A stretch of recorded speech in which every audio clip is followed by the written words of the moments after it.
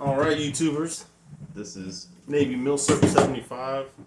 I decided to do a part 2 to the Mauser basic knowledge, Mauser for beginners, and talk about a few other Mausers that you might see on the market. Last time we talked about the K98, the Yugo, Czech models. Today we're going to kind of cover a few different the Argentine Mauser, a Turkish Mauser, and a Swedish Mauser. So we'll start with the Swedish Mauser. These are pretty common. This is a Carl Gustaf. It's made in 1909. Shoots 6.5 Swede. It's a very smooth bolt action rifle, and these rifles are accurate. Probably the most accurate Mauser rifle that I own and I've ever shot. They are just dead on. The Swedes perfected them. They're beautiful rifles. I will show you. You can see here, Carl Gustaf. That's what's on the receiver. They're reasonably priced. They're getting more expensive. You see them in the $700 to $800 range. Sometimes less. You might get lucky and find one for less than that. But that's typical retail what you see on a Swedish M96 Mauser. Next we have a Turkish Mauser, and these are really diamonds in the rough. They're beautiful, very smooth action rifles. Obviously it's unloaded. All these are unloaded. Okay. You see on the bolt face, I'm sorry, the receiver. It's a KKL Turkish Mauser, and M38 is their unofficial name.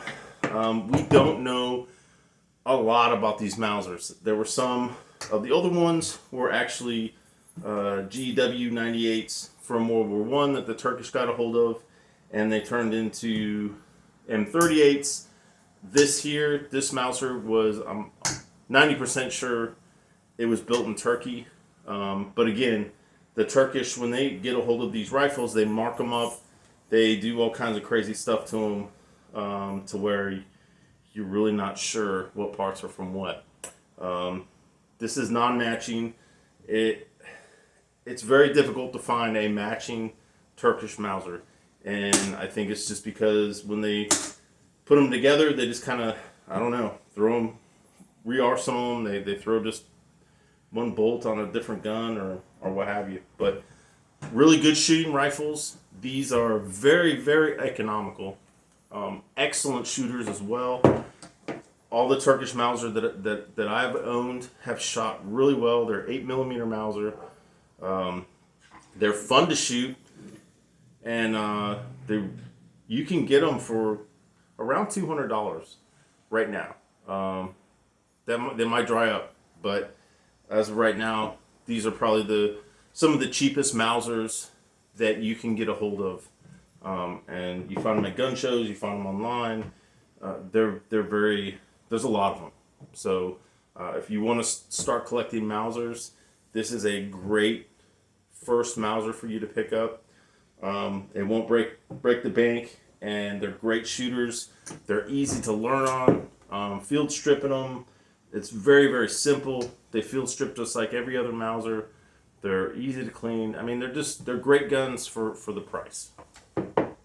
Lastly, we have an Argentine carbine, and you can see the weird shape and look of this rifle. It's definitely shorter than the other rifles. Again, it has a really smooth action. The bolt does not lock on last round, like we talked about before. These are pretty rare. As far as I know, there were only about 20,000 of these made. These were the ones that, when they retooled the arsenal in Argentina, they made about 20,000 of these rifles. These are not the ones that came from Germany. These are actually Argentine Mausers. You can see they call it the 1909 carbine, or carbine, whatever you want to call it. They're pretty accurate. They're fun to shoot. It's a 7.65 by 53, I believe. We just shot these today. They're good rifles, but these are pretty expensive and kind of hard to come by, especially the carbines. You could be able to find Argentine, the 1909s pretty easily, but the carbines are more difficult to find, and they demand more money. So that's about it. I don't want to make this video too long, but again, you have the M96, the Swede, great rifle, very accurate. The Turkish Mauser, the M38, again, good rifle. They shoot awesome. I love how they shoot. This is a perfect first Mauser if you're just starting to collect. And then we have the Argentine 1909 carbine. So if you have any questions, please put them in the comments, or if you have any comments, put them in the comments. And thanks for watching my video.